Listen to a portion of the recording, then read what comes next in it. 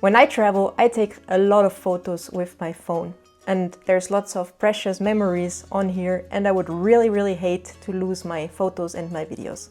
So I always make sure to have a backup at all times. And a few months ago, I purchased this little cube, the Qubii from Maktar, which makes my life a lot easier because it automatically backs up all my photos and videos from my phone every time I plug it into charge.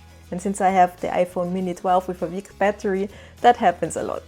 In my opinion, you don't need a device like this if you are disciplined enough to manually back up your photos. Like every night in the hotel, you plug in a memory stick and manually transfer all your photos and videos on it, which is honestly nothing that I would bother doing while traveling. I really have better things to do. And you would also not need it if you just have an affordable and stable mobile phone connection with lots of data or a Wi-Fi that you can connect to, because then I would just use a cloud. But this year I already traveled to Brazil and to the USA, and now I'm getting ready for a trip to Switzerland. And can you guess what for me as a European all those places have in common? Exactly, roaming. And I'm also regularly spending time in the mountain cabin that belongs to my family, and there we only have very basic phone connection. So since I'm too lazy to do it manually, but I don't always have the proper environment to really make use of a cloud, the Qubii is a very helpful tool for me. So the Qubii basically is just this little cube that I plug between my phone and the charger, and then it automatically backs up my data. It comes in two versions. There is one with USB-C, like I have, but there's also a version with USB-A. And which one you need does not depend on your phone, it actually depends on your charger. I personally use chargers with USB-C, so I also have the one with USB-C. If you have a charger with USB-A, then you would need the other one. So once you have it all set up, it's actually very easy to use, because all I have to do is take my charger, I plug in the Qubii, then I add the charging cable here, and then I put the charging cable into the phone. The only thing you have to make sure is that the Qubii actually sticks into the charger, not in the phone if it would fit. And it's also important that you have a cable that allows data transmission and not just charging. Before you can use it, you need to install the Qubii Pro app on your phone. And the installation is actually very easy. It takes you step by step through the whole thing. And I will not talk about it too much because there's a few nice videos already on YouTube that explain this in detail. But there's one thing that I wanted to mention because I read many reviews about that. The Qubii also has the option to back up all your contacts from your phone, which is something that I personally don't need and also that I don't want it to do. So during the setup process, I just went ahead and declined them the access to my contacts, and was no problem at all. Then it automatically recognizes the Qubii and it will start automatically to transfer all data onto here.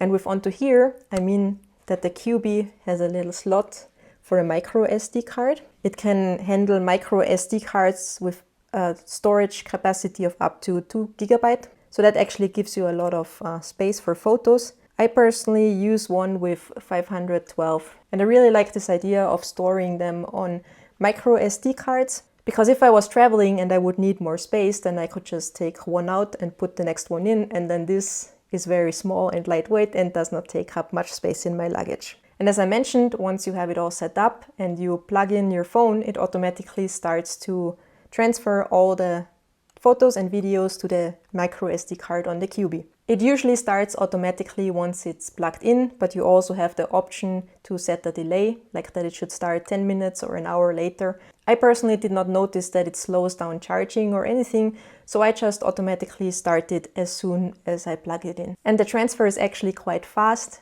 especially photos go very fast. Videos obviously are huge data packages, they take a little bit longer, but I will already have it here, my latest transfer of 300 something files, and as you can see, it really goes quite fast. So it definitely finishes it during the charging process, usually way ahead. Just takes a few minutes for me. Because the thing is, when you install the Qubii for the first time, it probably may take a longer period of time because it backs up all the photos and videos you have. But in my opinion, you should really pay attention in the beginning, at least during the first few times, that you don't just unplug your phone when the Qubii is not done yet, because then your data could become corrupted. If you need to unplug your phone and the Qubii is still working, then just go there and manually pause the transfer and then you can unplug your phone. But usually, as I said, for me, now it's done in a few minutes and then I always get a notification that he's done. And when I go there to unplug my phone, I just check if the notification is there and unplug it, and then it's fine for me. And the nice thing is that you can also use it with several devices. So if I would want to, I could also, for example, back up all the images and videos on my iPad, or also my husband uses it. So when he plugs in his phone to charge, it recognizes it's his phone and he puts all his files into his own folder on the microSD card. Plus, it's also possible to lock your files on there with a password if that's important for you. Just don't forget it. And for me, the Qubii is not the final destination of my photos. Usually when I come home from a trip, I sort through them. I delete the bad ones or the ones I don't want to keep, and all the ones I really like I put into permanent storage, and then I delete the files from the SD card on the Qubii and I'm ready to go again. Now I want to take a moment and talk about the pros and cons, and maybe let's start with the things I dislike about the Cube. One thing I dislike is that it feels a little bit fragile. I don't know if you can hear it, but this part here inside, it seems a little bit loose.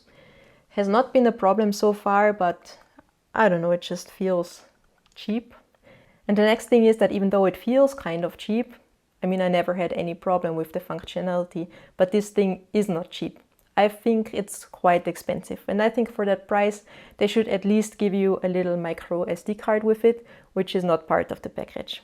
But everyone like me who travels a lot internationally and maybe once or twice forgot to turn off the roaming in the correct moment will know that it's actually almost a bargain. Let's talk about the pros. And I honestly like how I can just automate everything and I don't have to worry about it, because I know I would not be the person for manual backups, and also the cloud. I mean, it would be great, but it's not always a viable solution. I also really like it that I could quickly replace the microSD card when it's full and just continue uploading. And I also really enjoy it that usually when I have a longer video on my phone and I want to edit it on my iPad, I could just plug this directly into my iPad and then it works like an SD card reader and I can immediately access all my files. And another benefit I personally see is that it allows me to buy cheaper phones. I personally always buy the lowest storage options on the iPads and on the iPhones. And yeah, I could just buy an iPhone with a bigger storage, but maybe it would be nice in the moment, but I don't think it's a very future-proof solution, because at some point your phone is gone, that storage is gone, and you have to transfer it elsewhere. So I can just do the work up front and save some money on storage space and on phones in that case. And I personally also like that it saves me a lot of money on roaming, because roaming charges are not a nice thing to have. And I already did a video about how I stay connected while traveling, how I do that.